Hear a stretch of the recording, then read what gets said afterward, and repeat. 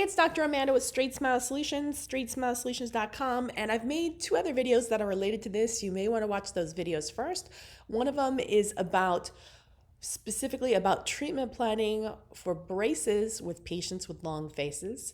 The other one is about treatment planning for expanders for patients with long faces, and this video is in a tag team on it because by request, y'all are asking for a video treatment planning for clear aligners or Invisalign for patients with long faces. So we're going to specifically be talking about Invisalign. If you want to know how to diagnose this, you're going to need to watch all the rest of my CEF and treatment planning videos. You can search by keyword within my Straightsmile Solutions channel, or we also have a phase 1 course and a straight wire course that are on demand and very affordable, less than $500 for 14 or 13 CE units. You can find those at straightsmilesolutions.com.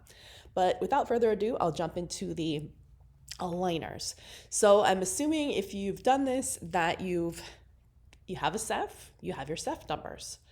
Clearly there are vertical issues and growth issues in the CEF. Now, anytime I see a long face, it's always a red flag to me. Airway, airway, airway, airway. So of course, if this is a growing child, the first thing I'm going to do before I start worrying about mechanics is get that airway evaluated.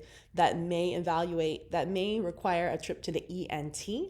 That may require a trip to the OMT. If you don't know what those are, look them up within my channel and how to do that and all the related videos. Get the airway things get those airway things addressed first. It might mean having tonsils and adenoids removed. It might mean having 4 to 6 months of OMT therapy. It might mean that they need cervical chiro. It might mean they need a tongue release. That is not something the orthodontist or the dentist is really going to be doing. It's just going to be a part of the overall evaluation because there's no sense in, especially if the patient is growing, there's no sense in making a treatment plan that's going to possibly change, especially if the airway improves. And airway is always the most important part of the treatment plan. It is the foundation. It is the basis of the treatment plan. Okay, so I'm assuming you got that all fixed. Unfortunately, now your patient has a long face. What are we going to do? Well, the nice thing about Invisalign is actually my go-to treatment planning modality, my go-to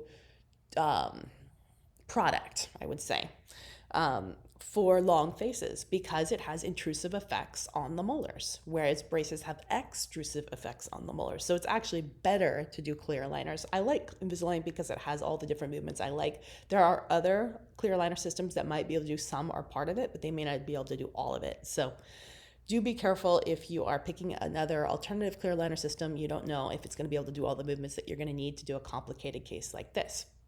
Most likely, the first thing I do on any long face is I make sure the third molars are out. Even if they're erupted, they're out.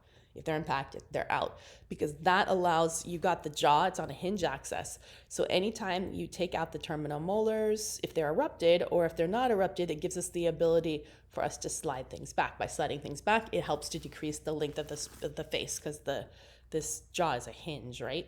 So it's just a basic wedge effect, or the opposite from a wedge effect. So that would be the first thing I always do in these cases. If they're not willing to get that out, sure, you could take premolars out, but why? I don't want to be the one that takes out premolars when you could just take out impacted third molars. That makes no sense. So most likely if the patient's going to refuse to take out third molars, I'm probably going to punt the patient and say, no, thank you. I only do best treatment on my patients. I don't do compromised treatment on patients, especially in growing kids. It's not an option. You can go to someone else can risk their license. That's a pass because that's just ridiculous. I will never ever take premolars out on a patient when I could take third molars out. It's just not the right thing to do. Why sacrifice 4 healthy teeth when you don't have to? And you can get a better outcome because it's more posterior, so you're going to get a better wedge effect. You're not really going to get a wedge effect if it's in the premolar region. So that's pretty much it. That's all I wanted to say. Invisalign's a great product. Take out the third molars, have the ENT, have the OMT evaluate first. You might need to do EMT and OMT treatment first. You don't jump straight into the Invisalign treatment, get the molars out first and then scan. If you didn't do it in that order, then better to rescan. All right, thanks so much.